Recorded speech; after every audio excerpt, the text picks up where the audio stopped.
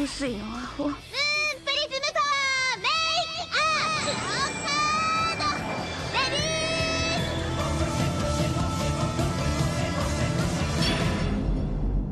ー。 Welcome to Shojo Tell, where we discuss shoujo manga and tell who's hot and who's not, talk about themes, and just generally geek out. Today, August 4th, 2024, we'll be shoujo and telling about the first half of the series Mars by Fuyumi Soryo. I'm your host, Ashley McDonald, and I'm joined by Lucy, one of the co-hosts of CLAMPcast and Wonderland podcast. Hello, Lucy.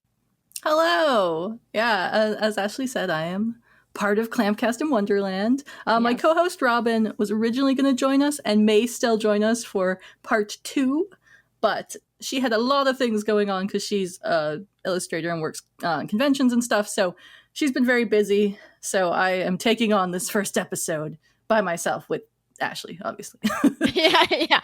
I was like, it's okay. I think we can muddle our way through it, but Yeah. sad that Robin isn't here too. Yes, because I love CLAMPcast. CLAMPcast is the best. Anyway, Thank you. But today we are here to talk about Mars. So Yes. this first part of my episodes, I try to keep them spoiler free. We'll talk about it really high level, like what it's about, likes, dislikes. Then I'll give a spoiler warning, probably like 15 to 20 minutes into it, because then we will just spoil all of the things, talk about very specific moments, talk about overarching themes. This is about the first half, though, so I don't know. I'll still give a spoiler warning. What is this, a spoiler? I don't know. Anyway, Lucy, can you tell the good people what Mars is about? Okay, yes. So the basic premise of Mars is that a quiet, artsy student named Kira falls in love with the class bad boy named Rei.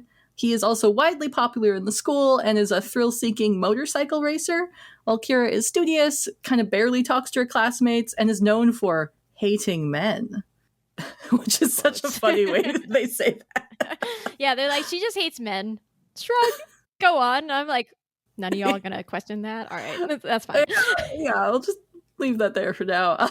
They first encounter each other in any meaningful way, like they'd known who each other were, kind of. But Rei asks Kira for directions, and she kind of hastily sketches him a map on the back of one of her drawings instead of like talking at all, and just like shoves at him at it. And then he kind of loves the drawing, which is of like a mother holding a child. And we later learn he doesn't have a mother. Done. I don't think that's too spoilery. That's very much. No, in the I think premise. we learned that pretty fast. Yeah, we like 2 pages later we learned that. Yeah. So he loves the drawing and kind of compliments her about it, and that kind of endears him to her, and their sort of relationship just builds from there. And he kind of like tries to bring her out of her shell, and she tries to kind of like bring him back down to earth and to focus more on like living instead of just like riding fast. Oh, ride or die. This is the most literal take on ride or die I've heard. So they are quickly joined by 2 prominent side characters, Tatsuya and Harumi. Tatsuya is Rei's best friend and has a crush on Kira, and Harumi has a crush on Rei and initially kind of sees Kira as a rival, but they eventually become best friends. And the whole series is full of drama. It's like so many other things happen even within like the first volume, but this is kind of the the basics you need to know to understand the series. Yes, this is a soap opera. Okay. Yeah. This is like a high production soap opera. That is what you need to know about what you're about to read. All right. Okay. So I always try to start off with what is our level of familiarity with the series so that people can know our expertise or weaknesses in this regard. So I will admit that this is the first time that I have read Mars, which it might be a crime against my shoujo reputation. Listen, I've made over 100 episodes of this podcast. Please just forgive me, okay? So like, I was very aware of Mars back in middle school and high school, and I think I even brought this up to Asher, like, because I had been like, "Hey, Asher, have you read this?" And he was like, "No, I think it was too mature for us when it was like initially coming out. It was a little too dark for our little queer, quiet sensibilities, I guess."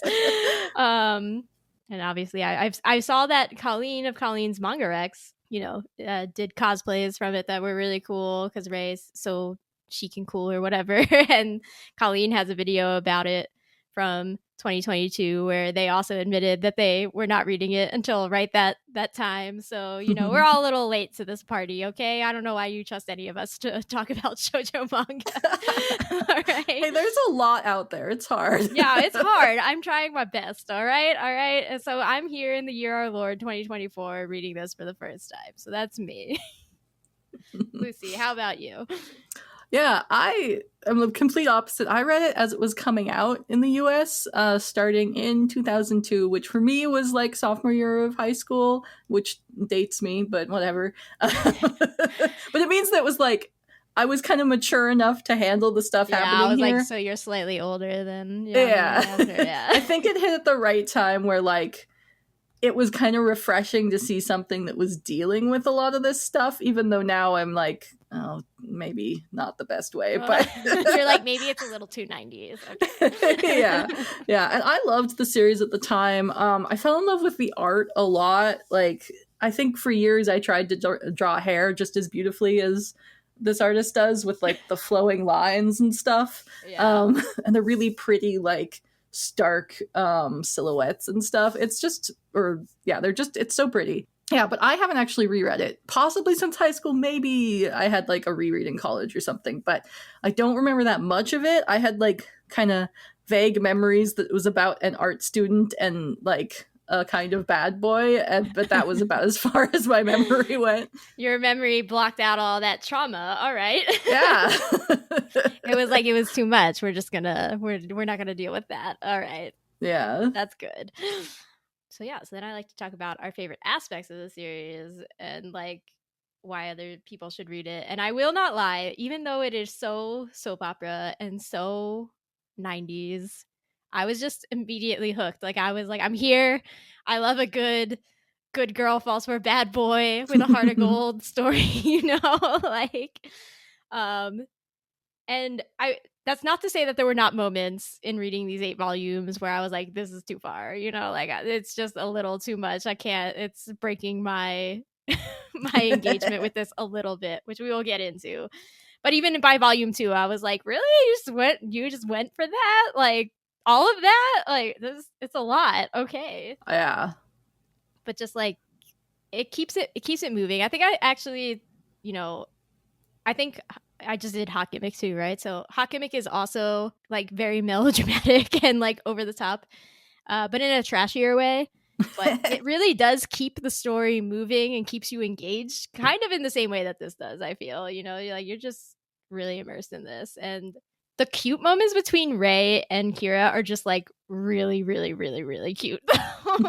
Like, I love them so much. Anyway, as you mentioned, like, the art is just really clean and immersive. And I think it could have easily failed in this regard because Kira is supposed to be an artist and, she wins art awards. And it's like, when writers have to write about writers who are so good and it's like, oh, is this going to be corny or like, are you going to pull it off? And I think this one actually pulls it off, pretty well. So yeah, so I feel like even though it goes a little hard and some things you're like, you didn't have to go that far. It's just a very compelling story. And you're like, all right, I'm here. I want to know more. Like, tell me more. What about for you, Lucy?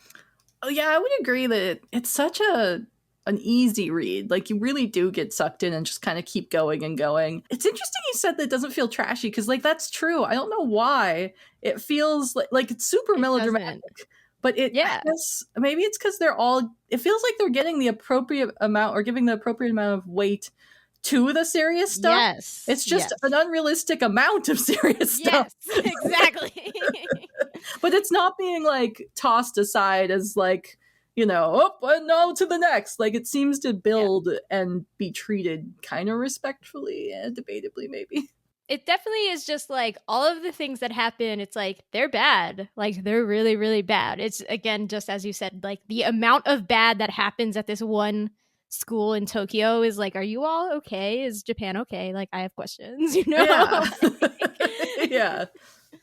Why are the police not more heavily involved? Question 1, like, yeah. It just like, makes sense. One thing I appreciate is that the characters all like need therapy, but mostly are actually getting it. Like, or at least have in the past gotten therapy, and like they talk about that experience, which you don't see a lot. At least I haven't seen much in like shoujo manga. No, that's true. But I'm like, is the therapy working for them? I guess it worked for Rei. Yeah.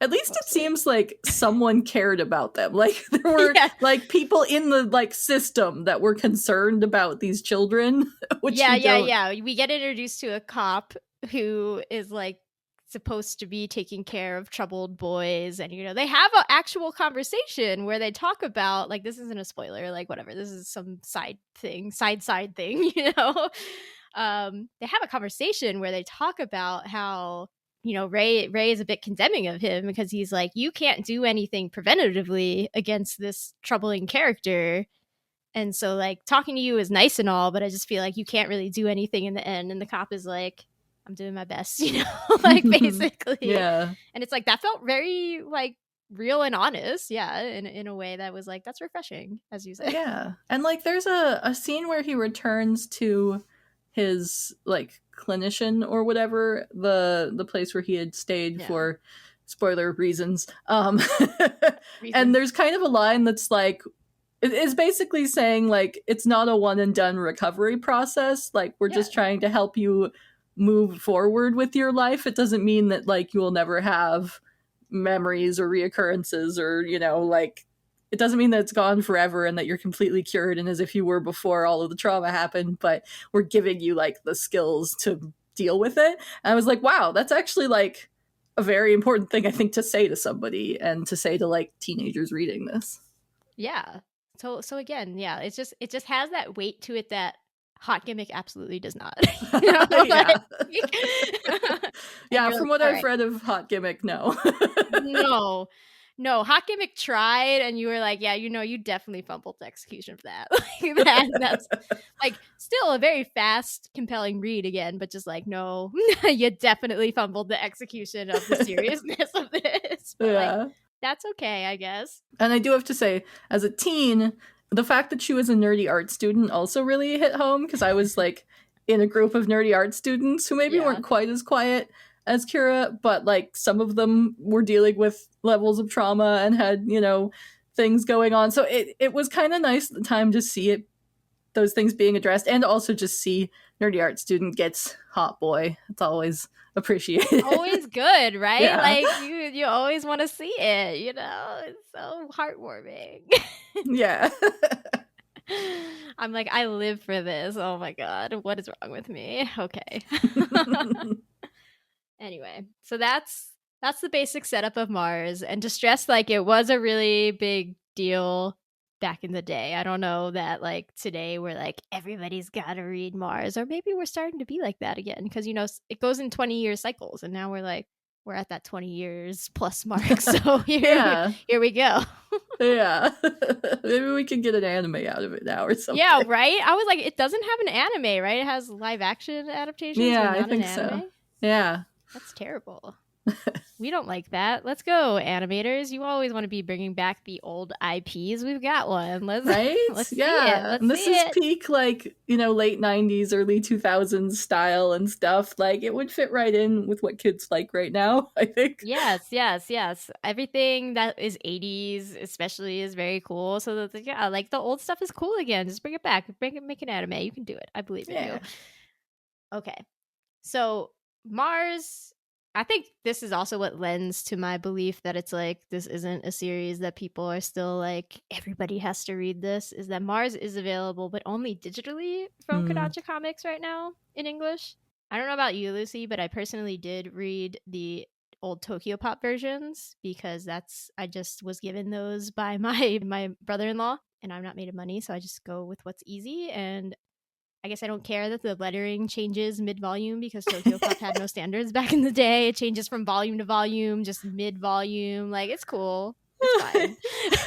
Yeah, I'm also reading the Tokyo Pop versions because I bought them like as they were coming out, and I didn't even like look into an alternative. I just had them. But but you also know that the lettering just changes mid-volume, right? Yeah.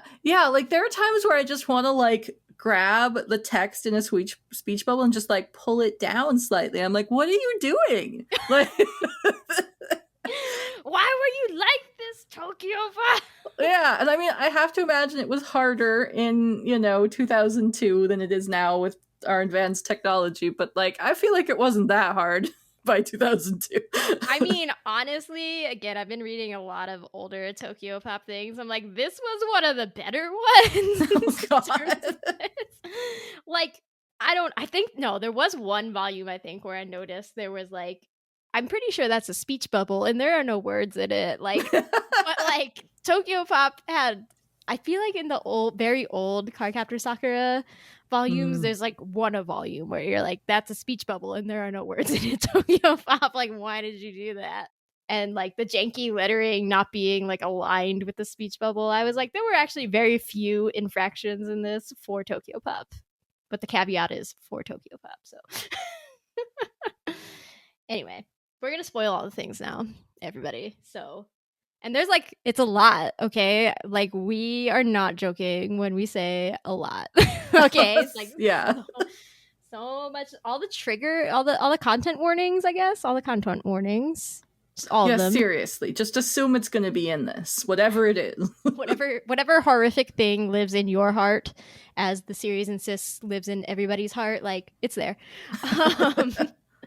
So, spoiler warning, if you haven't read Mars and you're like intrigued by good girl falls in love with bad boy, because who isn't? We all love that. It's good. This is a very good execution of it. Then go read it, come back, or don't. Just listen to us ramble. That's fine. It may or may not make sense.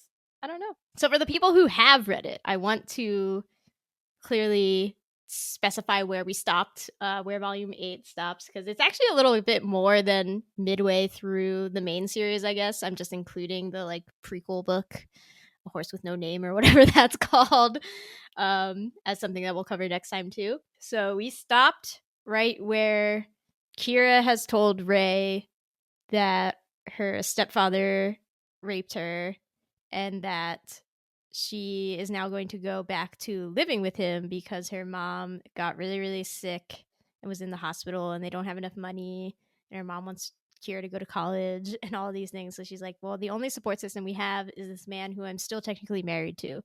So we're going to go back to living with him, even though he raped you that one time and that's really bad. But he's very apologetic. So, and Rei's like, that's garbage. A man who raped once is not gonna like not rape again. You should come live with me. And Kira's like, what? No, we can't live with each other. We're like 17. It's not allowed. And my mom is the only family I have left. And Rei is quite mad about that and is like, fine, then I don't think I can be with you if you're gonna go live with a rapist man and like choose your mom over me. Like that's weak sauce, basically. So it's very dramatic. What's going to happen? Yeah. I don't know. We're not here to talk about what happens next. We're here to talk about everything that came before that. Yeah. Okay. So I like to start with a character discussion. And I feel like in the character discussion, a lot of the thematic issues and, motifs and other things naturally come up. We have our main character is Kira. And I do feel like it doesn't focus on her for like most of the time. Through the first like 6 volumes, it's like the Rei show, right? But so Kira is the main character, though. She is the perspective character. And when we're initially introduced to her, so all that stuff about her being raped like was seeded very, very early on, because Rei's best friend, who we'll talk about in a hot minute, actually did have a crush on her.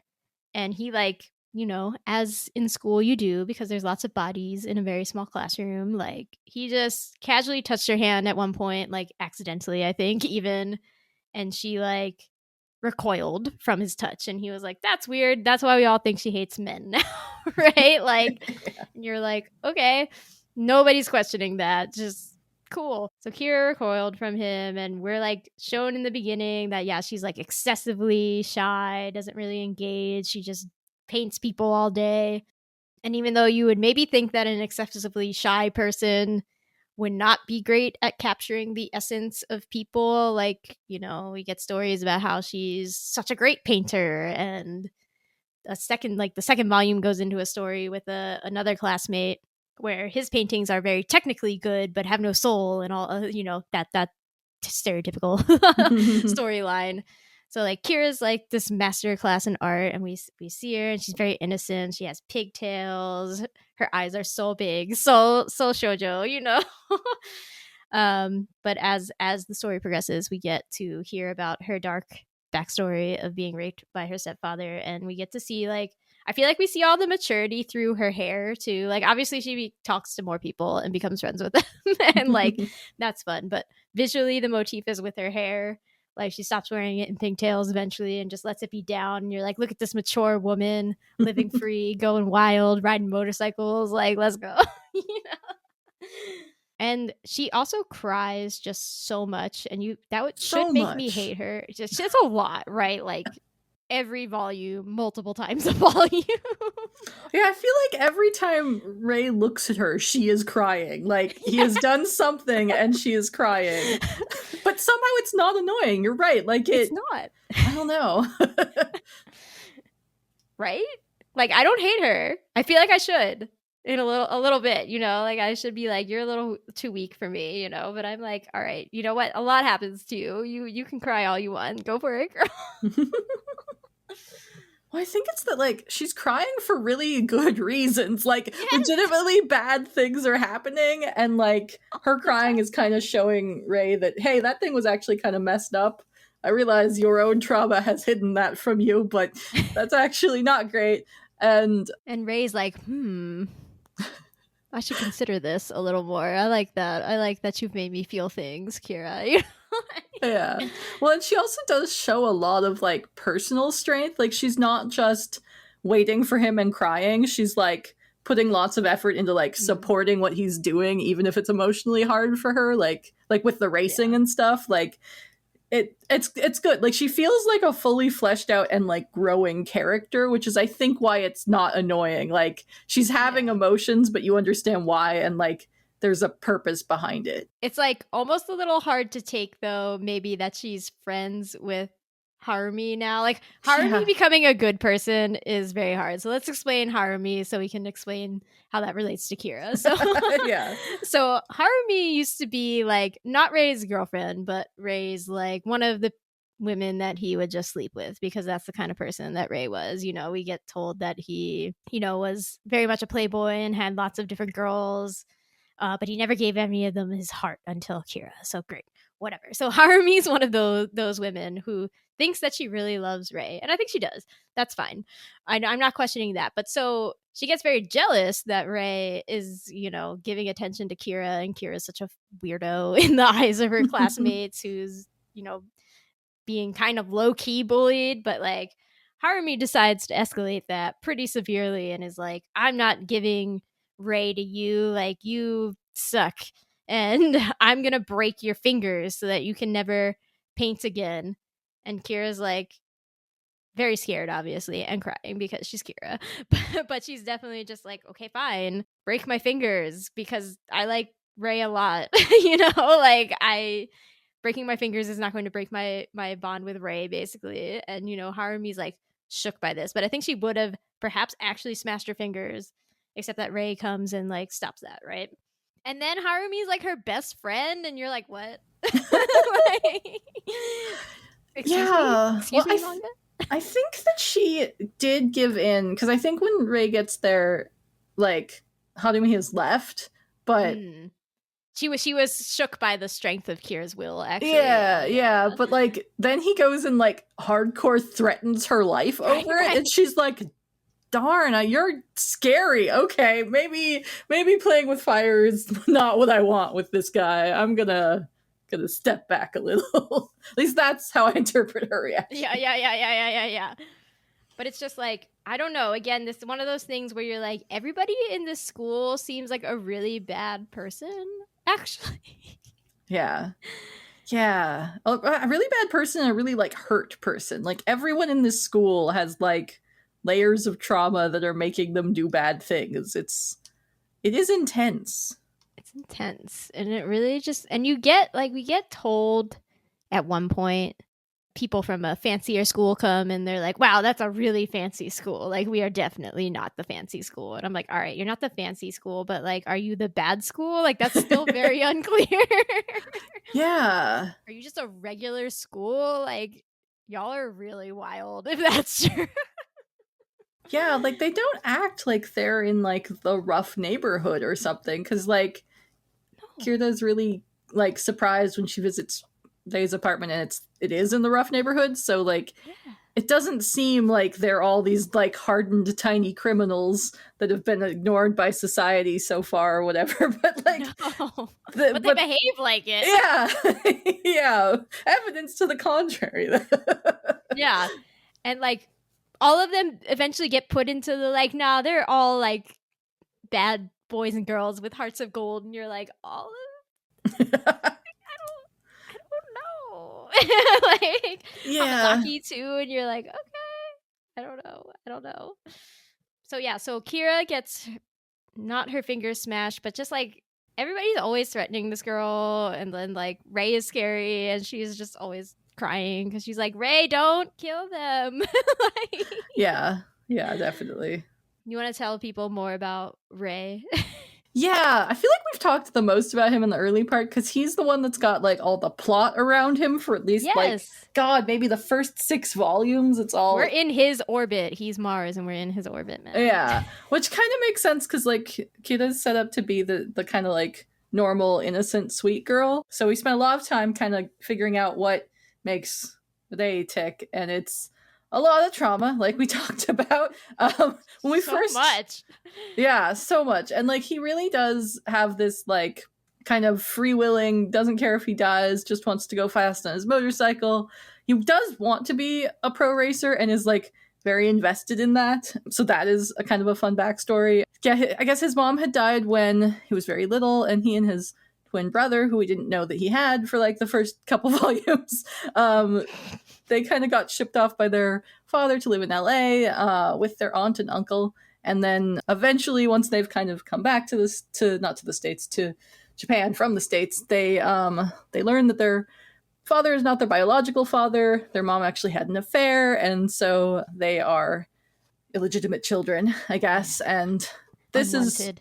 Yes, and this is part of what, as far as we know so far as of Volume 8, leads Rei's twin brother Sei to commit suicide, which Rei witnessed, and it's a lot. And that's in like the second volume or something. Yeah. It's so like I want to, the tone of this series is like, okay, in volume 2 we get this dark backstory with that student that I said like had his art is very technically good, but he has no soul. What's his name again? Kurosawa. So like he winds up trying to commit suicide in volume 2. Okay, we get revealed that Rei witnessed his brother commit suicide. That reveal is also volume 2. Rei and Kira had gone to the mall, and they were having such a cute date. Like I really like this scene is staying with me forever now. I think they were in the mall. They didn't have cell phones because it's the 90s. Okay. They split up because they want to look at different things. Like Kira was like, I want to go get painting supplies because of course. And Rei was like, I'm going to go to the bookstore or whatever.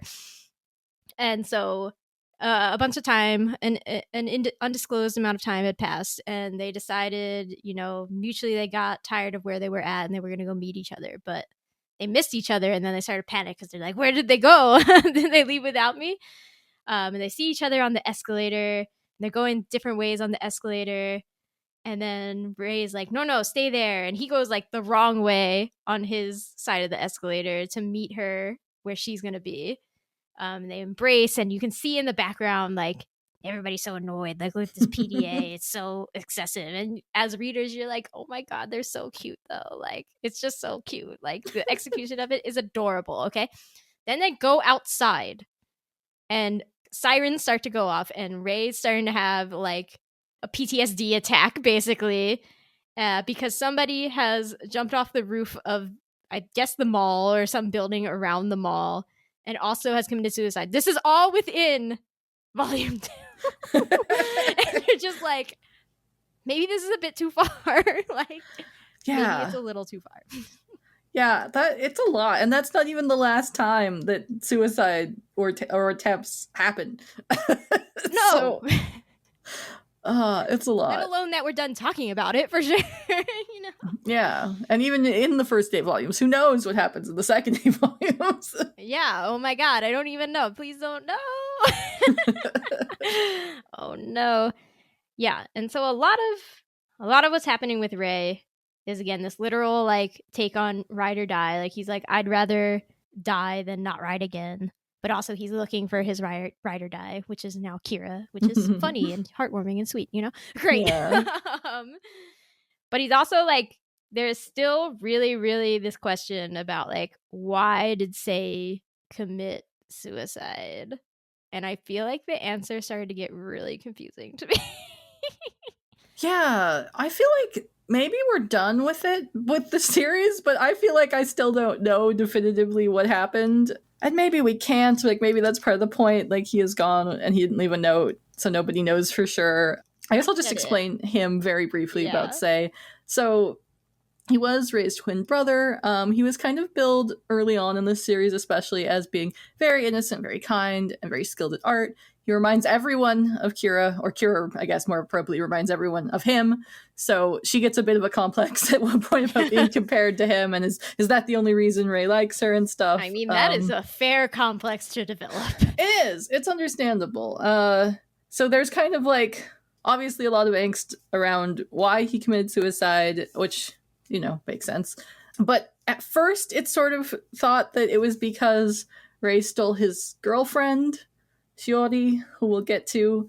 But it's then kind of revealed that most likely what happened, while that could have been a contributing factor, it was more likely tied to learning that their father was not their biological father. And they had a very tumultuous relationship with their legal father, I guess, anyway, because he sent them to LA, and then when he brought them back, he still wasn't very supportive, and they fought a lot, but Sei tried to like be kind of a peacekeeper and like, you know, go on his dad's side a lot. So there's lots of complex feelings there. So that seems to be kind of the reason. And then there's lots of like, but why did he know that? And why did it lead to that? And like Rei carries a lot of like darker guilt about like having resented his brother for his kind of easier, you know, demeanor, and also for having kind of like intentionally told him about their father to kind of like probably not push him to suicide, but to like get under his skin a little. And like, yeah, I don't know, he kind of seems to have resented being a twin a bit. Like there's a lot. Yeah, I was like, wait, there. I thought the first thing that we actually thought the reason was because he was being bullied. And Rei initially felt guilty because Rei was like, I wasn't able to protect him fully from the bullying. Yeah, I forgot that was there. Yeah, see?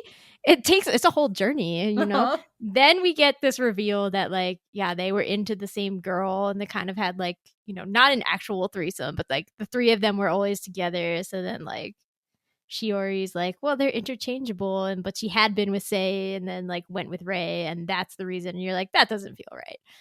Then you get this thing about their dad, and it just felt like it got really weird and complicated because Rei's like the perspective on how Rei felt about Sei changed, or like his explanation of it, right? Like before you were like, oh, he wanted to protect Sei so badly and they were so close and that was all they had. And then that story changes into like, no, I really resented Sei actually, but he was all I had, so we were like codependent even if we didn't like each other. And it was like, oh, okay. Like, you know, it just felt really, the execution of it was kind of weird to me. I don't know. Yeah, there are some weird like levels of it where this is where I think it feels the most melodramatic, is that kind of part of the series where they're dead living in. Also, like they kind of try to make Sei seem darker also, because they're going to tie that into Kira later, I guess. So like there's some stuff about him not being as perfect as he seems.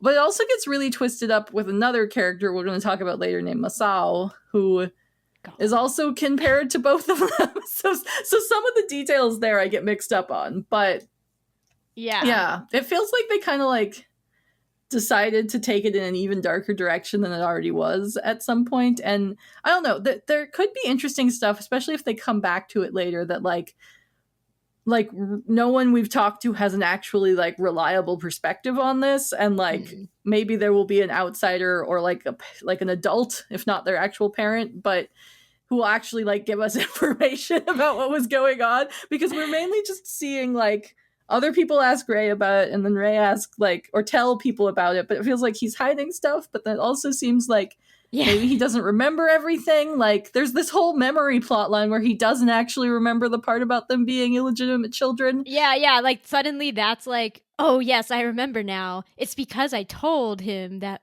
we were illegitimate children. You're like, you forgot that? Like we harp about how you don't like your dad all of the time. Like, yeah, and like they bill it as it's all part of his trauma, which is possible, but that's when it started feeling like unplausible levels of stuff is happening. yes, exactly. I was like, I don't feel like you needed to keep adding layers to this. Like it's getting weirder and much more.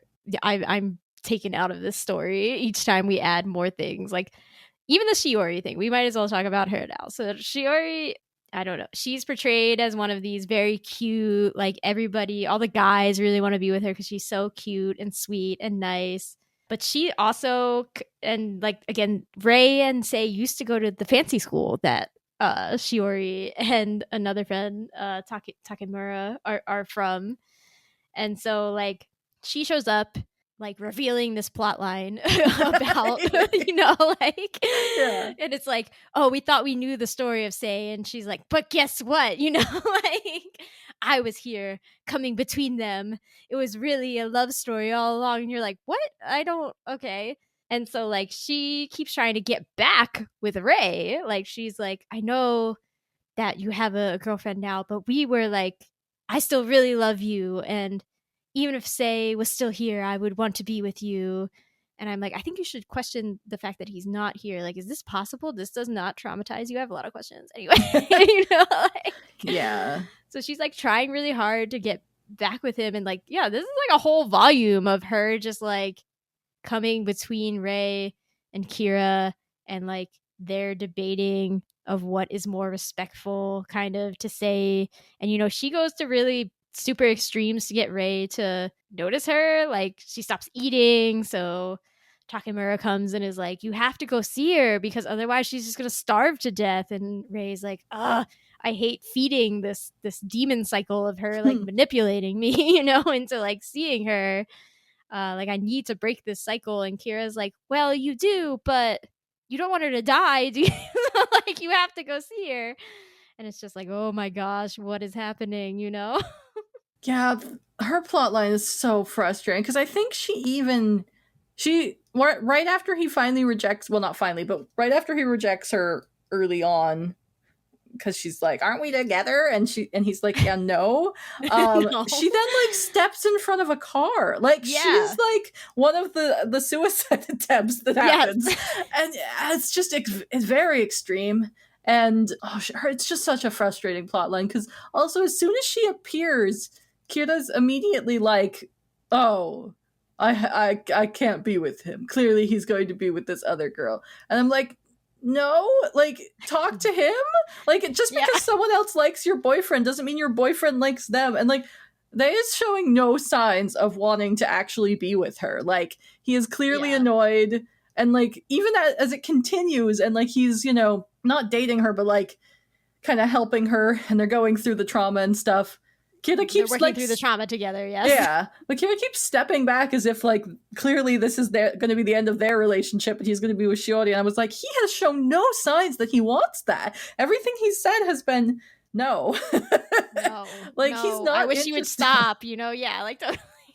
Yeah, and so I was just kind of like, why are you so threatened? Like she was doing the right things of being like, no, you guys need to process this together. No, I understand where she's coming from. Like the actions were correct except to the point where she was like, but then I will walk away. Right. The actions were correct, but the feelings behind the actions were like, girl.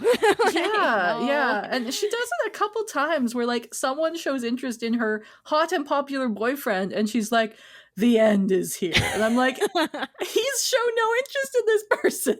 Why are you freaking out? In this way, Harumi is really useful because she is also like, girl, no, he loves you. Like I have slept with this man, okay? He did not open up to me. I look at him and see you together and y'all are so cute. Like he he is so into you. No, she's like always like slapping Kira into Yeah. this mindset. She's a really good friend if they hadn't started by her trying to break Kira's I know, hand. Like, it's it's just so the start. weird.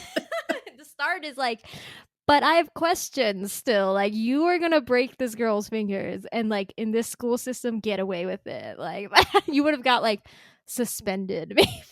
Yeah. I mean, I like to think that maybe Harumi like scared herself with her actions. Like that was more extreme than she had meant to go. Like, Yeah. like it had been a kind of impulsive oh my god, not execution, escalation.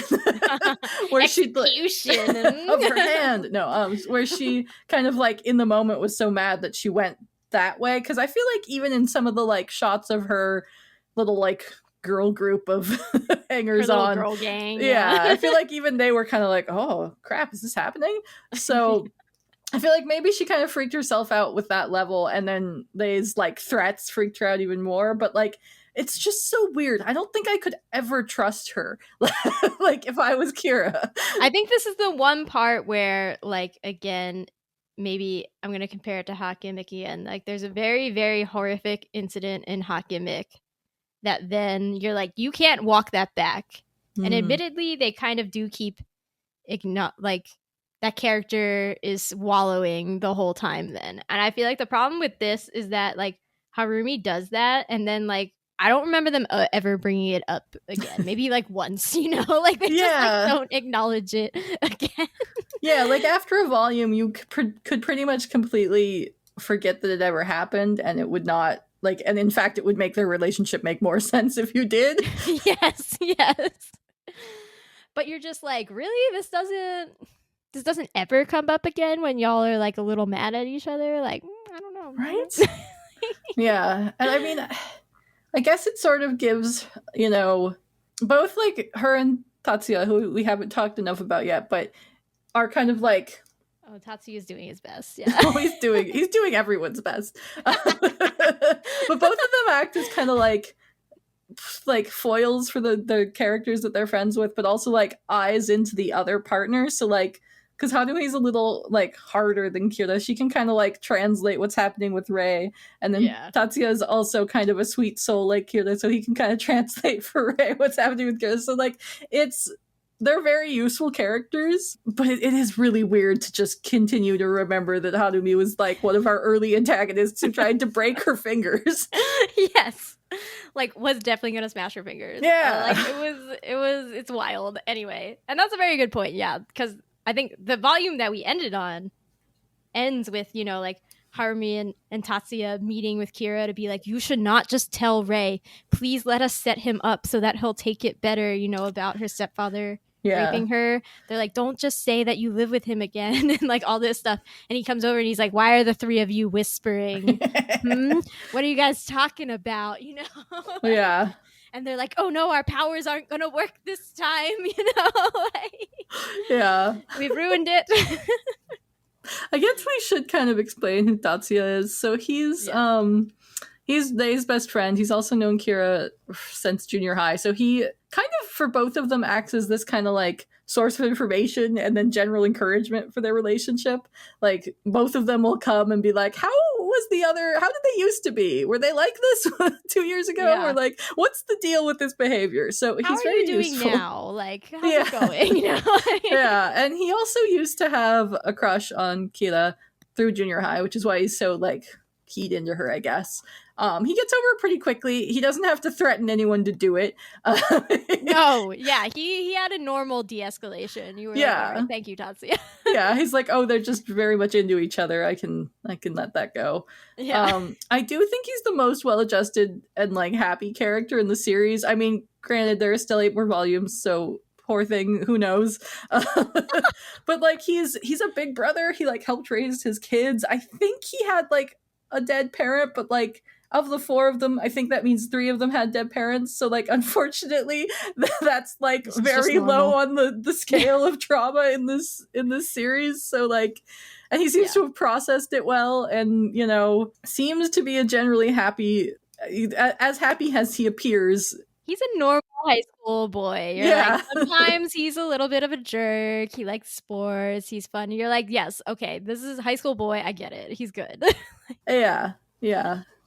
And he's very helpful, and he and Harumi eventually start dating, and it is also very cute. Gotta pair the spares. Yeah, I know, right? Like it very much feels like a cliche, but they're also very cute together. Like they kind of balance each other in a similar way that Kira and Rei do. So it's kind of satisfying to see, and then it makes them even more useful as side characters because now they're not romantically interested in either of them. Yes, of course. We've solved all the problems. Yes. Great.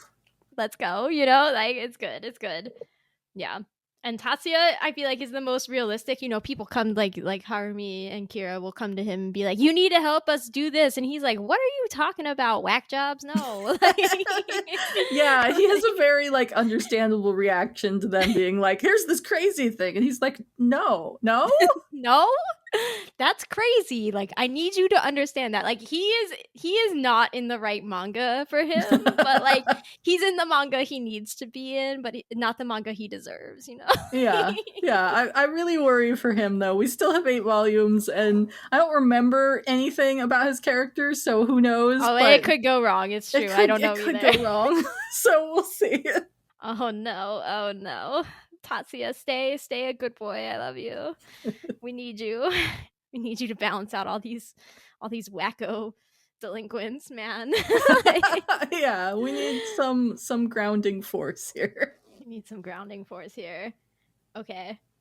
I want to bring up I think before we get into the dark heart that is Masao, I do want to bring up this volume where we got to see Rei race. Like, it remembered that Rei was a cool racer for a volume. Yeah. And we actually got introduced to some cool, like, adultier characters. So, well, one of them is Akitaka, which I think might be his last name, and I don't remember his first name. So I apologize to Akitaka. So that is actually who Rei was going to visit in the hospital when this whole thing with Kira kicked off and he asked for the map and everything. He didn't ask for the map. Kira just gave him a map. Yes. Nobody asked for a map. That's weird. Even in the 90s, we didn't just be like, "Can you give me a map?" Okay. Anyway.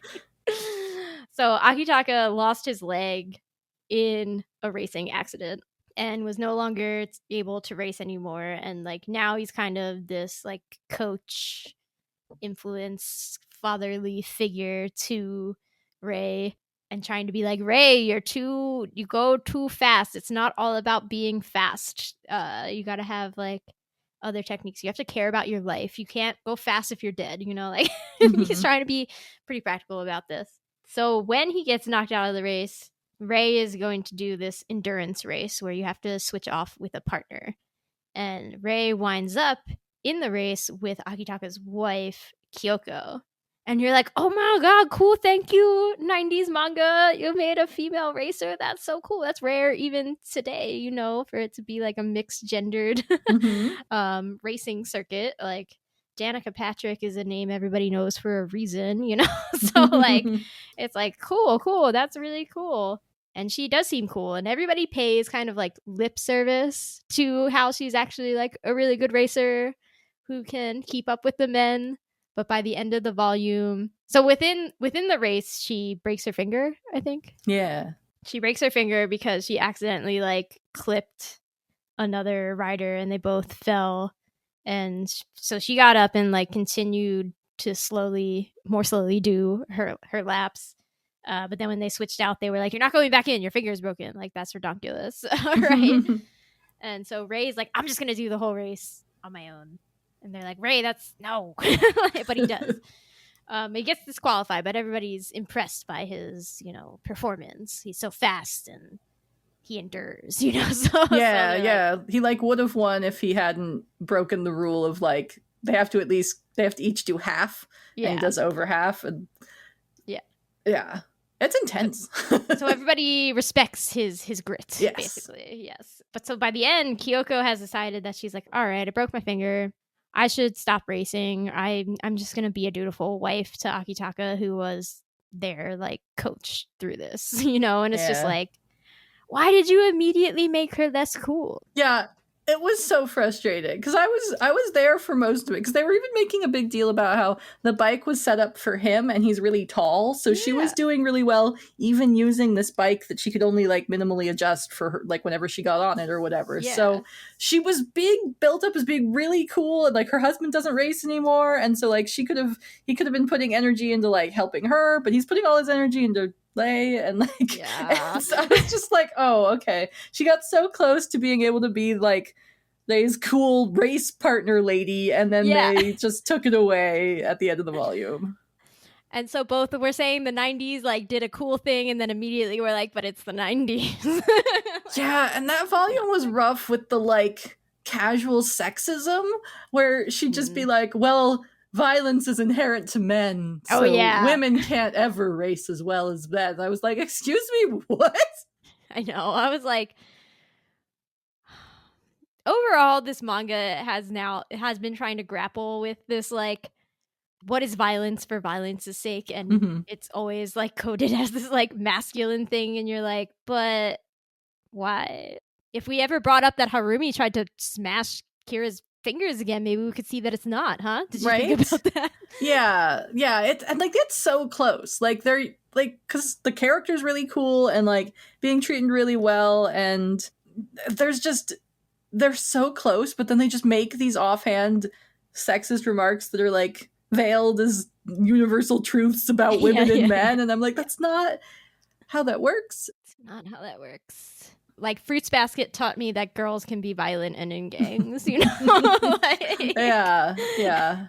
So I don't know. I mean, for it being 2002 or so, I guess it's pretty good. It makes, like, I think that was the most, well, okay, before we get to Masao, that was the most, like, dated part of it that I felt harder reading now, was their just, like, weird casual sexism. Yeah, that's true. But I still appreciate Kyoko overall, and I'm like, I'm glad that this was included, even if, again, it's like, oh, you were so close, and then you veered off and you fell over on the bike. That's okay. Like, get back up from this, you know? I also think that volume, it actually does really good at drawing, you know, the sports aspect of it, you know, like that's not a soft shoujo thing to do, and I feel like when you do kind of more realistic like motorcycles and cars and stuff, it can look really, really corny in manga. But it doesn't in this, I would say. I'm no good art critic, but I felt like it was actually like, that actually looks pretty cool, you know? Yeah, it was a really cool volume. I kind of wish that had actually stayed more prominent, like the bike stuff, because by volume 8 we haven't really seen them racing since whatever volume 3 or whatever that was. Yeah. So I wanted them to go back to it more, because I had a moment where I was like, wow, this is really cool. This is kind of like how, you know, sports anime and manga has like a big female following, and like you'll see it sometimes in shoujo, but it's usually kind of like this ended up being, where it's just like an aside that's about the character to make them cool, but it's not actually like the plot of the story, which you know, kind of makes sense. But like, it reminded me of like in Hanakibi, how they're into track and field basically, and like running, but it like only ever comes up when it's like plotfully necessary. Yeah. But like, it gave it this whole loving volume, you know, and then it was like, and then like we've barely seen Rei even in his on his motorcycle. I feel like in his day-to-day life, which is his primary mode of transportation, and like you get, so again, as you said, it's like plot convenient. Like there's a point at the end of, or is it like volume 7 or volume 8, where, you know, he finds out that Kira's been raped, and then he like tries to make her feel better because they had a moment of bad, because Rei did a bad. No, he did a bad. He did a bad, which like, I'm like, why did he do that actually? We should say what the bad was. So Rei finds out, like he figures out before Kira tells him that she has been raped. And so like to press her into telling him, he like forces himself on her, which triggers her. And she starts to freak out, and then he like has to bring her back down from that, right? Like he's like, I'm sorry, I won't do it again, and I won't do it again, just tell me who raped you, right? Like it's just like, and you're like, but why did you think that was the best way to do that, right? Like you didn't have to. It was a really weird like gotcha moment, like, I figured out you were assaulted. Like It's like, what? You could have just brought it up like a normal person instead of triggering her. Like, why? Yeah, it was really messed up. Like, he could have easily been like, because what happens is there's sort of an ongoing concern about the fact that they haven't had sex yet. So he realizes that she has like this very violent reaction when they start getting a little hot and heavy. And like, he does actually put those pieces together pretty quickly. He'd be like, uh-oh, and then asks like, how was she before such a time? Like, did she change a lot? Oh yeah, she got mysteriously quiet and wouldn't talk to people and hated men. I don't know. Kids. Tatsuya's like, I don't know. Puberty. Yeah. So he does actually like do a good job of kind of like putting the pieces together. But yeah, instead of just asking her like, hey, what happened to you, or do you want to tell me, can we talk about this? No, he just decides to test her by like fake assaulting her. And I'm like, what are you doing? What are you doing? Like, you've already done this. You did this last volume where you weren't like fake assaulting her. You were like, actually, I'm really into you and we should do this. But like, she pushed you away. Like, what, you expected a different response like to happen? Like, yeah, I don't understand. And even if she hadn't been assaulted, but she was just not ready, and that's why she kept freaking out about it. Like, even if there was a different issue happening, why would this work? Why would this work? Why would this be a good idea? So yeah, he did it bad. It was probably the stupidest thing. It was definitely, actually, of all of the things that Rei has done, it's the least scary because you as the audience, and perhaps even as Kira, know that he's not gonna like do anything really, but you're just like, but Rei, like, you're actually really good at understanding people and like the worst parts of people and also the best parts of people. Like, that's like his superpower, is that he'll take anything you say to you and like manipulate it into what he wants, and like he understands what's gonna push your buttons. And so I'm like, but then you also know how to not push the buttons because you know where the buttons are, like, so you didn't have to press that one, Yeah. Yeah, it's just weird. And like, not spur of the moment. Like, it just felt like he had meditated it, because he locked the door too from the inside. Like, they made a big deal of how he never locks his door. Yeah, I think it was just a big misstep. That is probably the height of the melodrama for me, was that just being like, this was not necessary. This was done poorly, I would say. Yeah.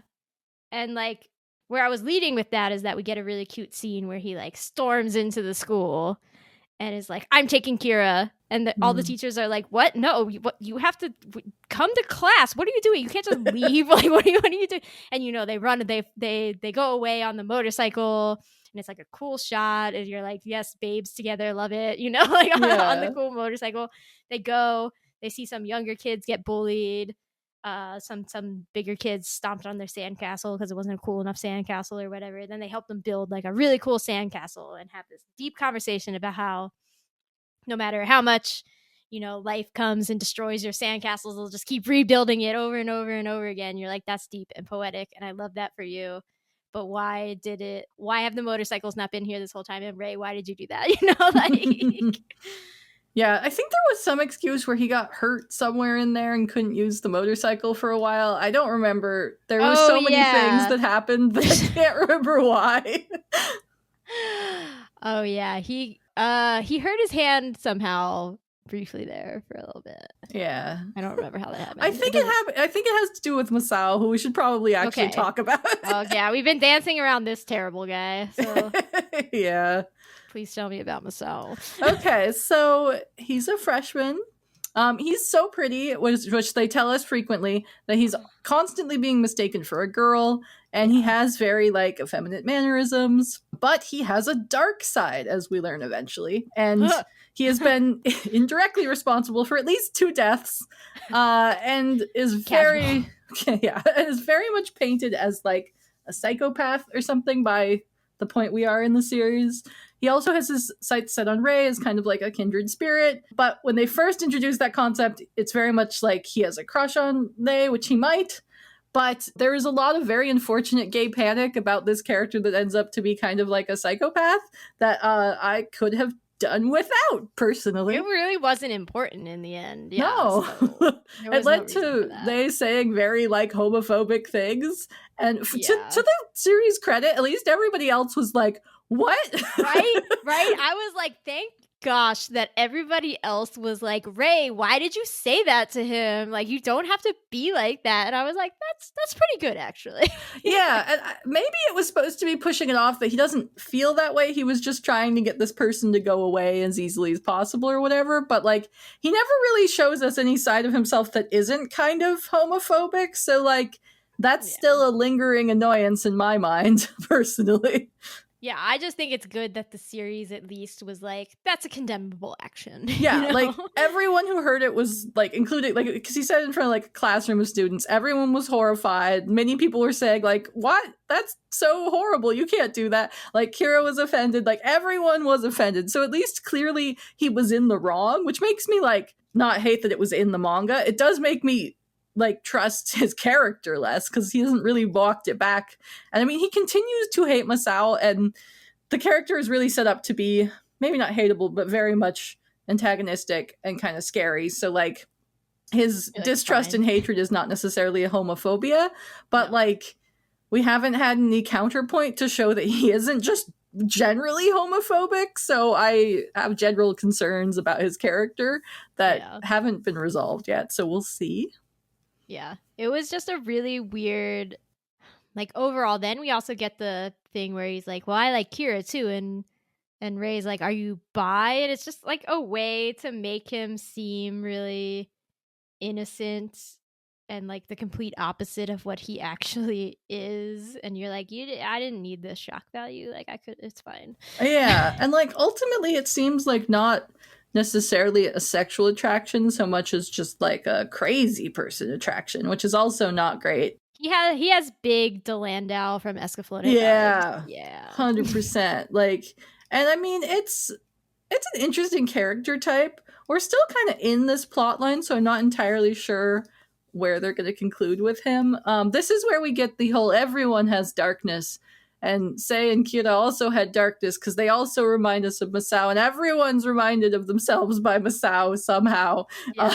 Even though I think it's like, oh, a little bit of what I've done could be like what Masao does, and then it's like, am I like the worst person on the earth like Masao? You know? Yeah, even though like his actions and background seem like as unrelatable as anything in the series. Like, he seems the least realistic. I cannot take him seriously. Yeah, even though he's like so dark, right? Like, I'm just like, what? Yeah, like his background is that he was basically bullied his entire life by his like childhood friend, and then led to his childhood friend kind of accidentally killing someone, and then eventually he ended up in self-defense, quote unquote, killing his childhood friend.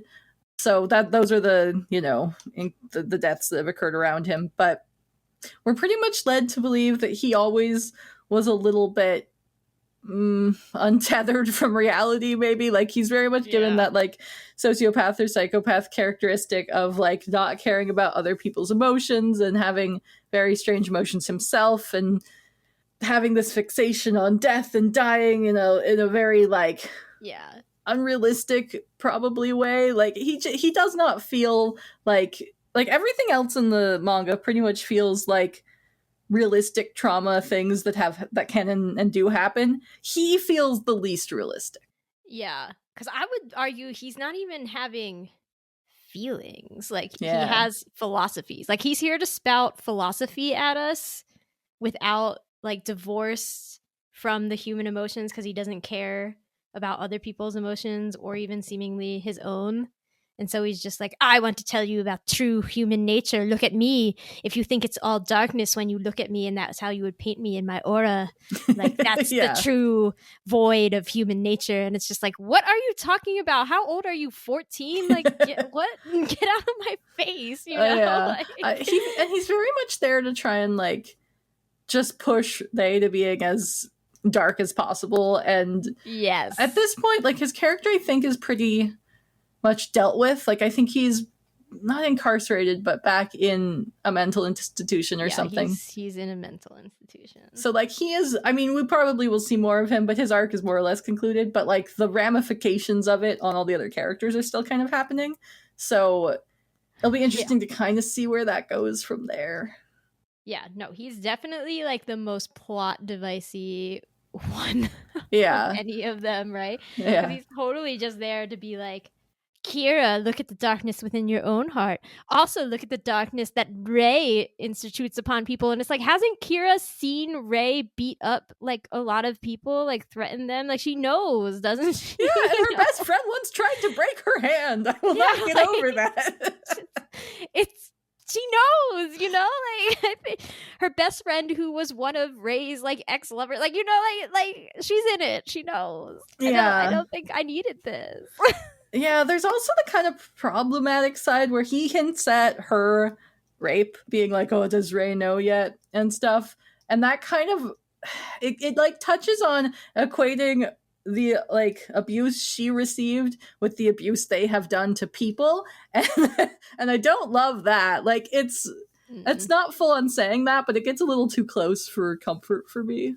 Yeah, it definitely keeps being like, have you told Rei your dark secret that is also terrible and will ruin him? And it's like, she didn't do, like, she is not the perpetrator of the violence. And, you know, it does the very, I think this is also like a very 90s concept, like where at one point it really upset me, actually, now that I remember, you know, in regards to her rape, she's like, oh no, Rei won't like me because I'm dirty. And I was like, no, like, we are not playing this game where, like, yes, her dark secret of being raped is equivalent to Rei beating people up, or like she's dirty and the broken one. Like, give me a break. No. Yeah, I hated that. I do think Harumi or someone immediately told her that was not true, but like... Yes, and I was like, thank you, Harumi. Yeah, but I feel like it could have been done a little bit better to prove that she wasn't right. Like, because I understand her feeling that way. Like, I think that is realistic, but I would like more, like, from the show, or from, not the show, not yet, unless they make us an anime. You know, I do have a reputation of, I say there's never going to be an anime, and then there is, so I'm gonna throw it out there. Yeah, it would be nice. And they would give them a chance to kind of smooth over some of these edges too, that I think, you know, 20 years later we would do differently. Yeah. But yeah, I wish that they'd done a little bit more around exploring that. Like, if that is kind of her concern, I'd rather that be her concern than this is her dark secret that, like, equivalates, oh, that's not a word, but, you know, puts her on the same level with the dark stuff the other people have done. I wish they'd kind of focused more on her feeling dirty and, like, proving that that's not true and it's not her fault. But they kind of, like, they go over that very quickly and then move on to this, oh, and your stepdad who did it is back. Yay. Yeah, now it is making it her fault, right? Because it's like, you're making the decision to live with him, which is terrible, and you're terrible, right? And it's like, oh no. Yeah, which kind of gets us caught up almost with where we are. So maybe we should talk quickly about the parents, kind of, because that's sort of where we end, is a lot of parents. Parents are coming. So yes, so in these last couple of volumes, I think all the parents have come back maybe a little bit. So actually, let's talk about like Rei's parents briefly. And I just want to mention too, like, his aunt and uncle. So Rei's parents, again, have been pretty much non-players because his mom's dead. Rip, sad. And his dad, who's not really his dad, he keeps, like, he's been there in the background being like, Rei needs to go to school. Rei needs to go to school and, like, do all these things. And Rei keeps insisting that his dad looks at him like he's not a person, like he's some kind of, like, wild animal who, you know, there's no redeeming qualities there, and that's why he sent him to the mental institution and yada yada yada. But so we're getting a lot of drama with Kira's mom and her stepdad. So her mom had been, you know, they're like, I guess they're seniors in high school. No, they're juniors. No, they're seniors. I don't know. They're in one of their higher years of high school. And, you know, the school is pressuring them to be like, what do you want to do when you get out of here? Like, you going to college, you getting a job, what's up, you know? So people keep being like, Kira, you need to go to college and become a painter. And she keeps being like, no, my family doesn't have any money. I'm not going to go to college. I'm just going to work and like paint on the side and then hopefully become a painter. Like, turn my side gig, you know, into my real job is kind of the vibe I get from her. So Kira's mom, you know, Kira's been telling this to her mom too. Like, her mom keeps being like, you should go to college. You should go to college. And Kira's like, no, like, I don't understand. Like, you don't have any money. I can't go to college. It just doesn't make any sense. So her mom started to try to work like overtime. And in typical shoujo manga fashion, she got sick and had to be hospitalized with some undisclosed, like illness that was brought on by overwork, right? Like they were just like, oh, is she really fatigued and tired? And also something is wrong with her liver. Like, she drank too much. Like, I don't know. That was like that was really a weird off, like a side comment. Was that her liver is messed up? I was just like, what? Is she an alcoholic? Like, I don't understand. Not brought up again, but yeah. So like, she has like this extended hospital stay again with no real explanation of like what exactly is wrong, and you're just like, okay, whatever. So they get into even more dire straits, and like it's kind of like messing Kira up. Like she's been having like Harumi sleepover. She's been sleeping over at Harumi's, or like Rei stays with her in the night. She's now brought up that she's been raped by her stepfather, and like the trauma's back, right? So then we also find out that like her stepfather has somehow always timed it, I guess, like while she's at school. He goes and visits Kira's mom in the hospital, and that's when they've been talking about like, oh, maybe we should live together again, and we're still technically married, and like if we get back together, maybe you can pay for college, presumably for Kira to go to college, and she can become a painter, and like this will just make everything easier, right? So that's kind of where we've left off. We saw the stepfather become profusively apologetic to Kira, like bowed to her and was like, I will never do this again. And Kira probably had her like stony, when she walked in the room, she's like, do you have a guest? Oh my god, and sees him and has her like stony, like frozen eyes of fear. And so we've left off with the trauma of like Rei is like, you are being terrible by choosing to live with your stepfather over running away like I did from my father, who I don't like, and living with me. And what will happen? I don't know. Yeah, it's hard because like I understand that conundrum that Kira is in, where it would make life much easier if she could just believe her stepdad, but I don't believe her stepdad. No. I'm very much on Rei's side of like, no, girl, get out. Yeah. I'm very much on Rei's side in this one, although I'm not sure that living with Rei is the right. Like, I'm just like, can you just like hang out at Harumi's for a month until we cool off a little bit or something? Yeah, I don't know if like maybe if Rei was doing something that made more money, or if they were out of high school so they could both be working or something. Yeah. She keeps also saying how she should get a job and doesn't, and so I'm like, why aren't you? Maybe you should like, get a part-time job. Like Rei has a part-time job. Yeah, it's also like she could be selling her paintings, right? Like they had a bit of an argument about that because she had entered her portrait of Rei, which we should talk more about actually. So like she did this portrait of Rei that she just wanted to do because Rei is so pretty and has great aura and like whatever, right? Then her teacher encouraged her to put it in an art contest, and it won the art contest. And so a guy comes to like, I think it's hung up at their school. It was very unclear. I was like, is she at a museum? No, I think she was just at school. So like the guy sees it at their school and is like, oh, I want to buy this painting. Like, how much is it? And she's like, oh, no, it's not for sale. And he's like, oh, I want to talk to the artist to see if I can like get them to sell it. And she's like, I am the artist. It's not for sale. Like she promised it to Rei.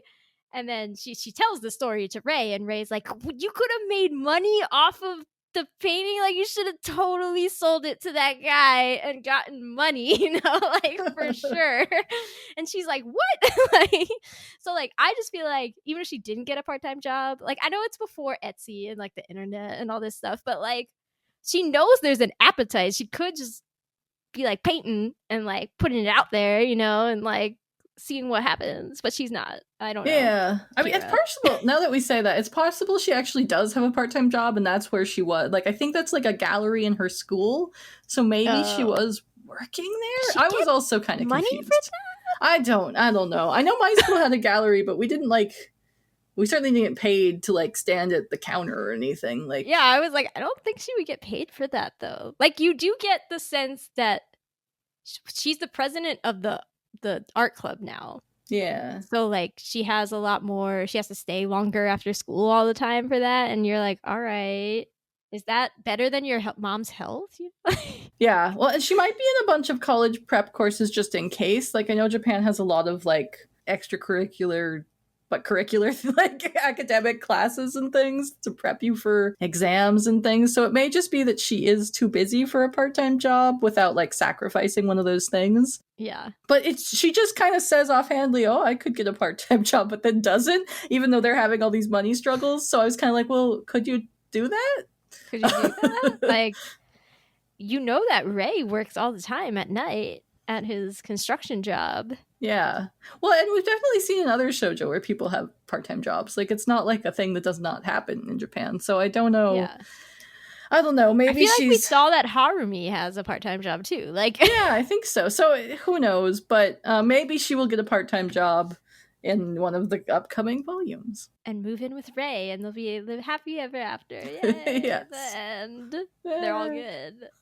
They've got a motorcycle. What else do they need? Yeah.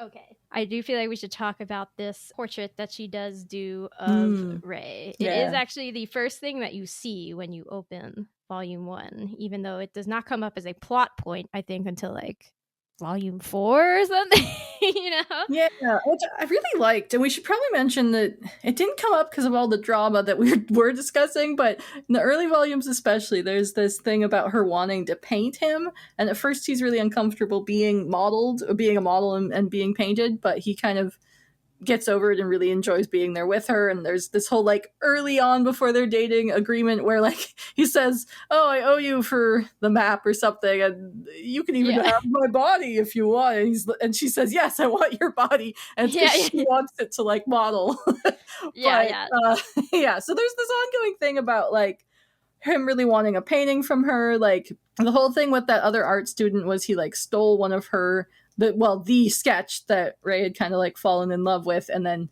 used it to get an award, and she felt really bad about that. So she's kind of like owed Rei a painting.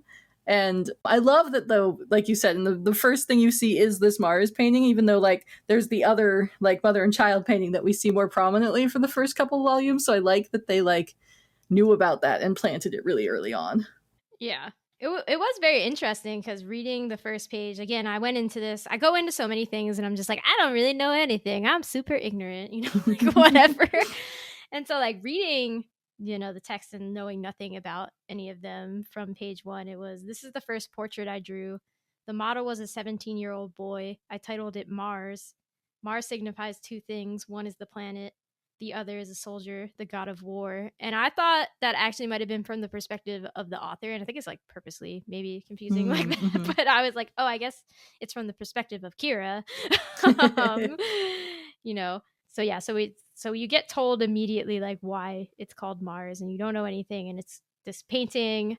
I don't know how I would describe this. I mean, I have the way I would describe this painting. I don't know if it's the right way to describe this painting, you know, so...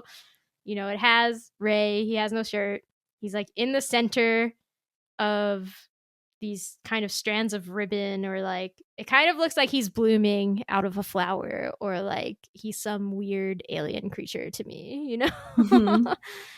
And it just feels very like ethereal and like, oh, you want to know more about what's going on here, but it's just a mood, you know? Yeah, it's a little abstract. I hope we can get Robin next week and she can help us talk about art.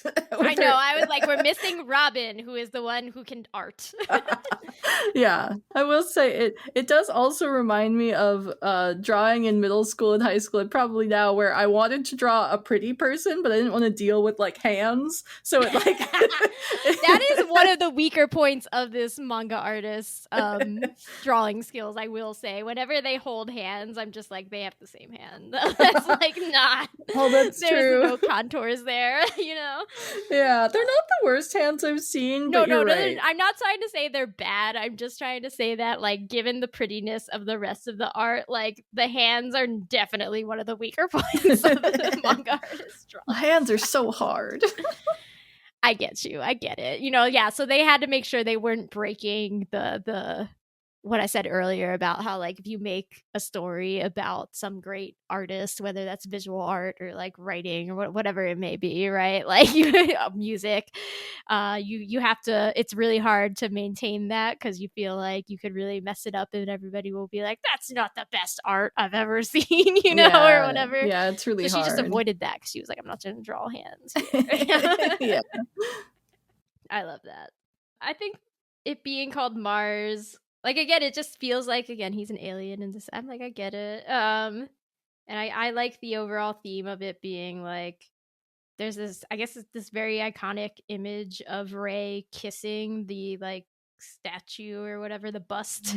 Yeah. The concrete bust they have in the art room of the God of War Mars. And it's just like, okay, that's evocative. There's emotions happening here. Mood again. You get the sense that it's like Mars, a burning red planet that's like we're orbiting around it, but also like Rei is a little demon machine who will definitely cut you. He has cut people. He's not afraid to cut you. Yeah. He's like, butterfly knife, that's cute. It's mine now. I will cut you. Yes.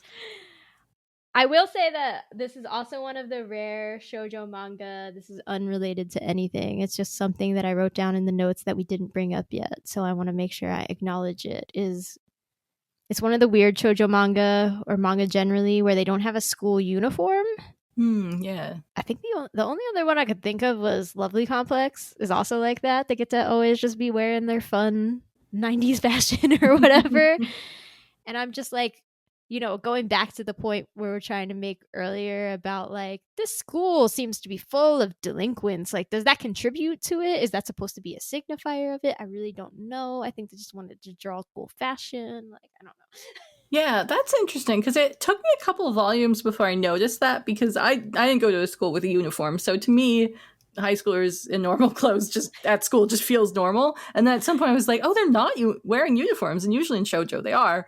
So yeah. I do think that's interesting. I don't know if that signifies anything about their school. I did enjoy that, like, it just means that they're wearing, like, they just always look really comfortable in, like, their kind of 90s early aught outfits. Yeah, it's all baggy. It's all, like loose jeans and oversized sweaters and stuff. And they just look like they are, like, just very comfortable all the time. Tatsuya's always wearing, like, an oversized t-shirt, but then has his like short-sleeved collared shirt over it. Totally, yeah. And I'm just like, what a vibe. Y'all are such moods all the time, It's fun. I also didn't go to a school with a uniform. I'm just so used to, like, in Japan they wear school uniforms everywhere all the time, and I'm like, all right, like, get it. Yeah. Well, I think it might have been one of the things that helped me kind of really get into it as a teen is that it felt a little bit more realistic to me because they weren't wearing uniforms. So, like, it felt more like kids I would see every day in just their normal clothes. So I think that was kind of a positive, at least for me. But again, I don't know if that means that their school is, like, I don't know, lower funded or something. Yeah, there's no money there. Yeah, I don't know. I will say that I kind of appreciate, I shouldn't blanket say this. I appreciate whatever teacher Rei has, because that teacher feels like he's both always being like, Rei, you little punk, get in my class, you need to go to school, but he's also like, he has that vibe of like, I get it, I'm trying really hard to be nice to you and like get you through the system, right? Yeah. I know that you're not like a bad kid or whatever. Yeah, that teacher is trying his best. Yeah, it's like between him and the cop, like it's nice to see that there are adults in the kids' lives that are actually kind of trying, that are actually part of the system that might be working for them, which is nice to see. Even though that might be unrealistic. I don't know. Well, I feel like we are still shown that the system is overall broken, but like individual aspects of this, like people in the system are trying to be like, I am really trying, right? Like, I am trying my best. Yeah. I think like the art teacher at the school is also trying, her best with Kira to be like, no, you really, like, you can become a painter, like you can, but you got to go to college or like whatever, do a certain thing, right? Yeah, I did. Speaking of teachers, I liked that this in the first like chapter comes down hard against teacher-student relationships by having like her teacher like touches her inappropriately and Rei catches him, and there's this whole like back and forth threatening thing they do. And having read lots of 90s and aughts manga, it was really refreshing. Are you saying Clamp is not great with this? I am saying Clamp is not great with this. So, and you and I were talking about Marmalade Boy last time, so it's just like, it's really refreshing to see a manga start out being like, no, no teacher-student relationship. No, teachers should not touch students. Very bad. Yeah, which Get I rid mean, of that guy. And it does it starts you from the beginning. Like, it shows you what it's gonna be. Like, it starts with maybe not the same level of darkness it goes to, but it leads with these dark concepts in a more realistic way. Like, they're treated with the seriousness that they deserve in reality, for the most part. So I think that kind of like, that sets the tone and really kind of shows you what kind of series it's going to be, which is nice. Yeah, I think both it shows all of the tones like pretty quickly because Kira has that teacher who touches her inappropriately, and actually at that point her and Rei are in the same class. So it's great because Rei is like slacking off, and so the teacher is starting to try to harass him, like harass Rei, because Rei knows that he like the teacher tried to assault Kira, and so he like calls Rei up when he's like sleeping, and they're like in English class or whatever, you know. And the teacher's like, Rei, go write this on the board. Like, he's clearly not going to know it, and he didn't do what he was actually supposed to do, but he wrote out that the teacher sexually harasses his female students or something on the board. And he's like, I lived in Los Angeles for 8 years. You dummy. I know how to do English, you know? And then, like, him and Kira had this very cute, like, high five. I was like, oh, yes. That's so cute. Kill him. Yeah. Oh. Yeah, we should briefly talk about his aunt and uncle, I guess. I was like, wait, I forgot to bring that up. I said it, and then I didn't actually say it. So what confuses me about the aunt and uncle is I don't think we've really, like, seen them other than in, like, passing shots of, you know, Rei's past or whatever. And, like, we're told that his uncle, or, like, America generally, is what got Rei into motorcycles and racing. Mm-hmm. And so it's just kind of hard for me to read this and it be all about his trauma with his not real dad and like his mom dying and his brother. And it's just like, but it seemed like your aunt and uncle were really good, actually, you know? And you lived with them for 8 years, you know? And so it's just like, I felt like there was a disconnect there where I was like, this aunt and uncle did not seem abusive to you. They seemed actually really great. And like he's like not telling us anything about them really. And I wonder if it will come up more later or something. But what I've been shown right now, I've been like, the only scary thing that we learned about in LA was like that weird gun story that he...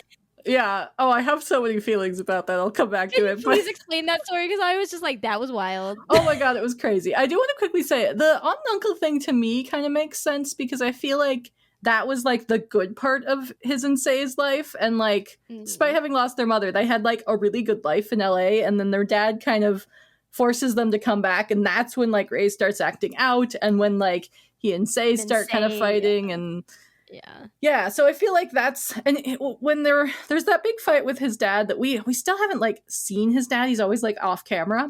Yeah. But there's that big fight where he is saying, I don't want to go to high school. I'm going to, you know, drop out after junior high. I'm moving back to LA and going to race. And so I think he's just trying to get back to that good point with his aunt and uncle.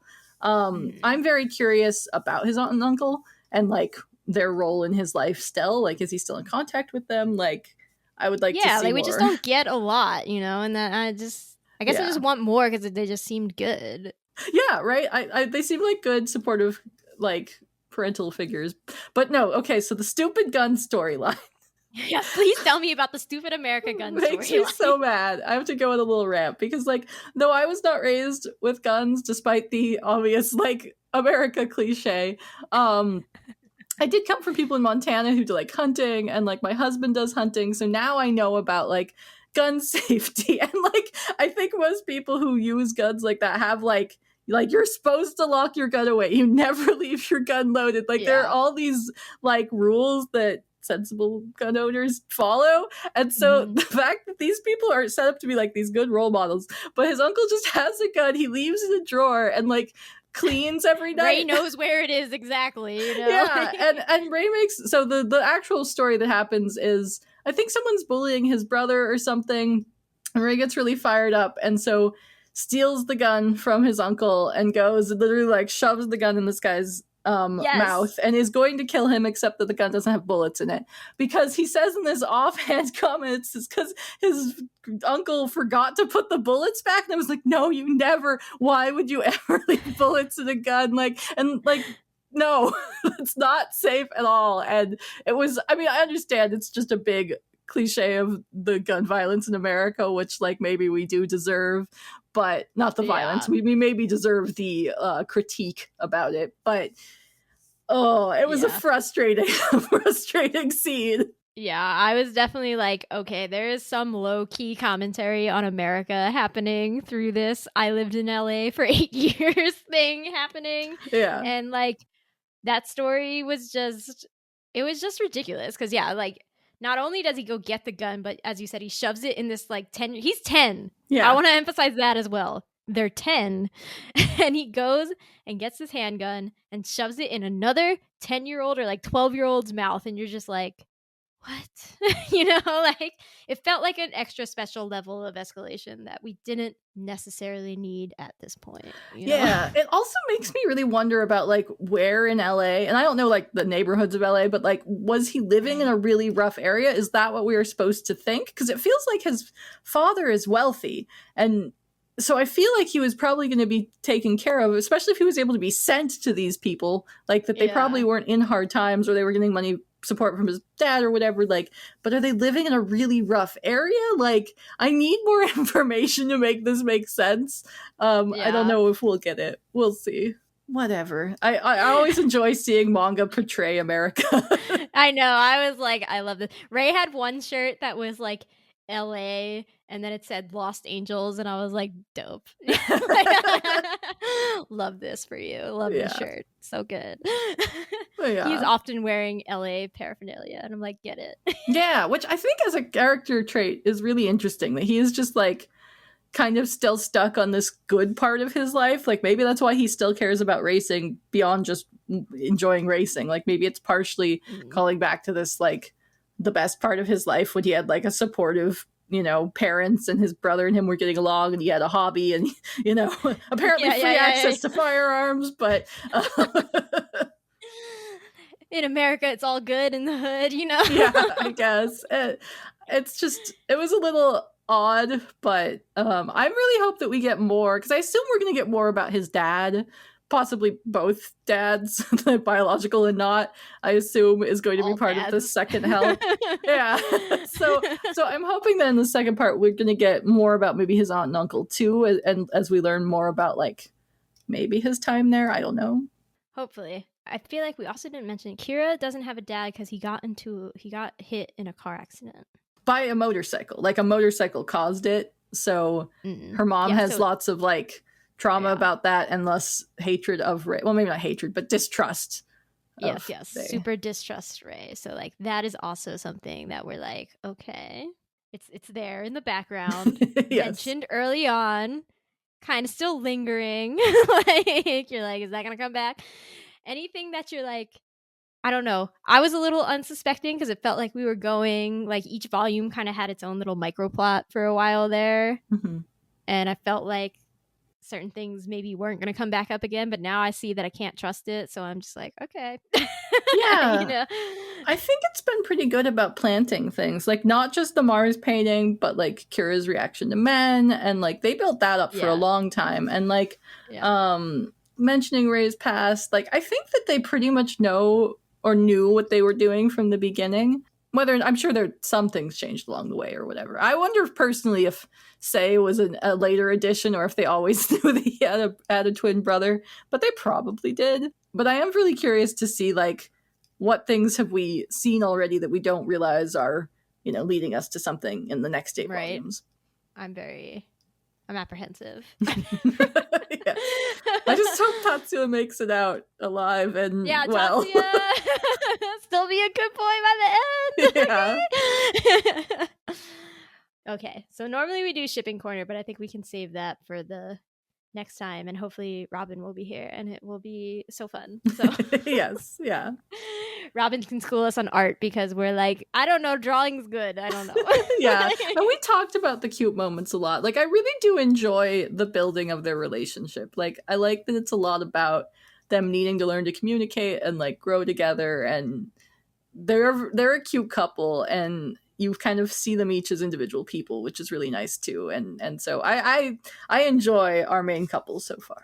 I really they're very good. They're really cute.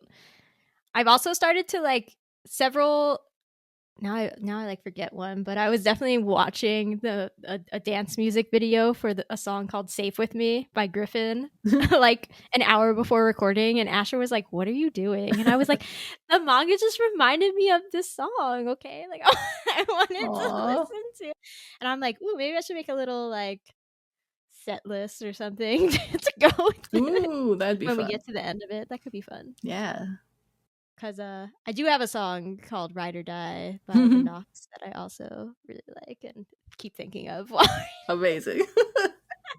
If I can find like 3 more songs, I'll be like, all right, let's do it. Well, if I think of any, I'll send them your way. Yeah, I was like, send me songs that remind you all of Mars, and we'll get a vibe playlist going. We'll get a set list going. Mood. Okay, so I think we've discussed the first 8 volumes. We can save everything else for the back half. All right, so thanks for listening to Shojo and Tell. Comments, questions, constructive criticism, concerns. Need to tell us how much you love Kira and Rei? Please tell me. Email shoujoandtell@gmail.com or leave a comment on the episode's YouTube page. We're at Shojo and Tell on Blue Sky, Instagram, and Tumblr, and I mean still Twitter, X, whatever we call that now. I don't know. Lucy, where can people find you and your work on the internet? Yeah, so mostly I am kind of the social media side of CLAMPcast and Wonderland, which is the podcast I do with Robin. We are rereading and watching all of the works of Clamp, starting from Rig Veda and ending with question mark. We don't know yet because they maybe haven't done it yet. We hope to just keep going. We are currently going through Clover.